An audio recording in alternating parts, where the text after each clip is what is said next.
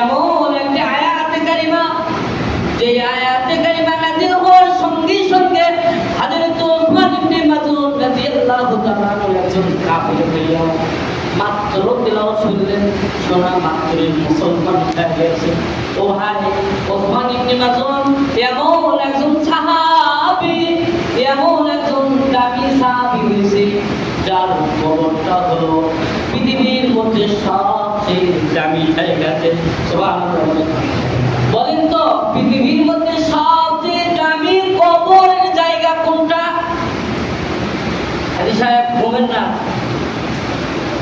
পৃথিবীর মধ্যে সবচেয়ে কবরের দামি জায়গা হলো জান্নাতুল বাকি। কোথায় বলেন? জান্নাতুল বাকি পৃথিবীর মধ্যে সবচেয়ে দামি জায়গা। পৃথিবীর মধ্যে কবরের জায়গা, সবচেয়ে দামি কবরের জায়গা হলো জান্নাতুল বাকি, যেই জায়গাতে সকলের মনটা চায় একটু থাকতে। বলেন সকলের মন চায় কিনা? বলেন সকলের মনটাই চায় আমার কবরটা যেন জান্নাতুল বাকিতে হয়। এমনি ভাবে হযরত ওসমান ইবনে মাযউন রাদিয়াল্লাহু তাআলা আনহু এমন একজন দামি মানুষ, যার কবরটা হয়েছে জান্নাতুল বাকির মধ্যে। সুবহানাল্লাহ। পৃথিবীর মধ্যে সবচেয়ে দামি কবরস্থান হলো জান্নাতুল বাকি। কারণ হলো সেখানে দয়ার সাগর রহমতুল লিল আলামিন সরকার সাইয়্যিদুল মুরসালিন ঘুমিয়ে আছেন। ঠিক কিনা জোরে বলেন?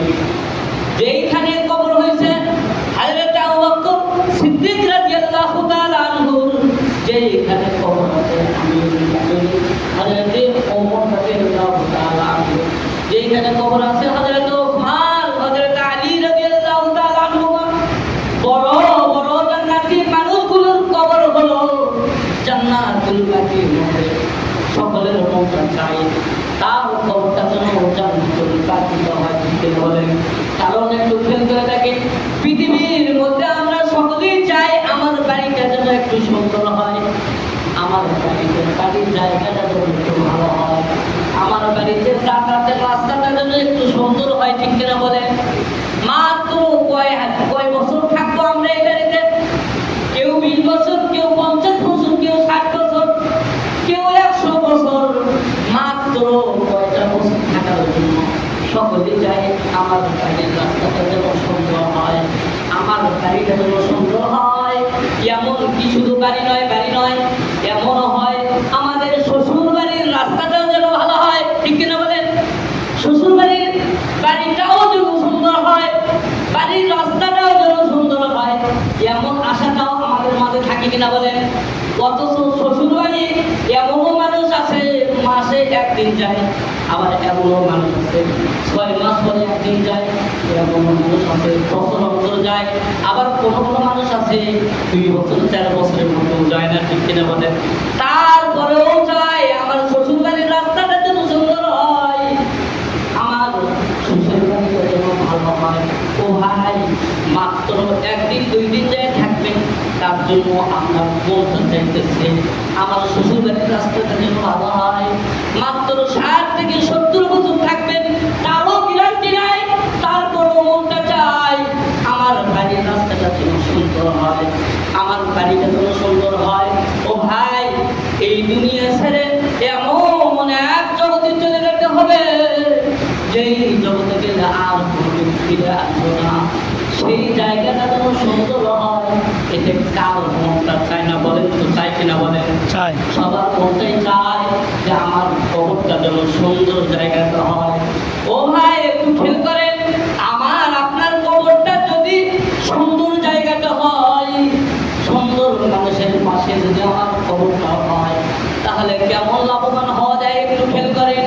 ও ভাই, দুনিয়াতে দেখেন আমার বাড়িতে যদি বিদ্যুৎ না থাকে, কারেন্ট না থাকে, পাশের বাড়িতে যদি কারেন্ট থাকে, বিদ্যুতে কারেন্ট থাকে, তো দেখা যায় অনেক সময় ওই বাড়ির কারেন্টের বিদ্যুতের আলো কিছু হলেও আমার বাড়িতে দেখা যায়। ঠিক কিনা বলেন? হুবহু তার চেয়েও ভালো আমার কবরটা যদি ভালো মানুষের পাশে হয়, আমার কবরটা যদি রহমতুল লিল আলামিনের কবরের পাশে হয়, তাহলে আমার কবর কবরটা ধন্য হয়ে যাবে। রহমতুল লিল আলামিনের কবরে কোনো আযাব গজব নাই। জান্নাতুল বাকির কবরগুলোতে জান্নাতের বিছানার ব্যবস্থা করে দিয়েছেন স্বয়ং আল্লাহ। সেই জায়গাতে যদি আমাদের কবর হয়, কত সুন্দর কবর হবে। রহমতুল লিল আলামিনের কবরের উসিলায় আমার আপনার কবরে আযাবটাও মাফ হয়ে যাবে রে ভাই। এই জন্য সকলেই চায় আমার কবরটা যেন সুন্দর জায়গাতে হয়, সকলেই চায় আমার কবরটা যেন এমন জায়গাতে হয় যেই আশেপাশে, যেই কবরের আশেপাশে